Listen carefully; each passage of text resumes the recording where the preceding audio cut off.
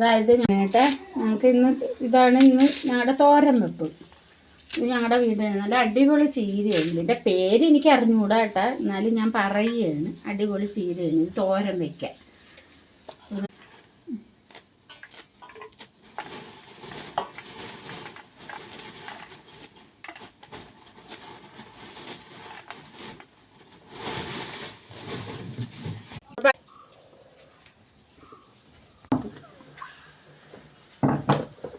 കൂടുണ്ട്.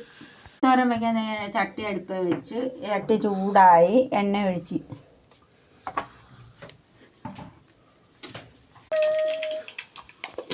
ചീര ഇടുവാണ്. ഇതൊന്ന് അടച്ച് ഒന്ന് വേഗം വെക്കും. ഓഫാക്കി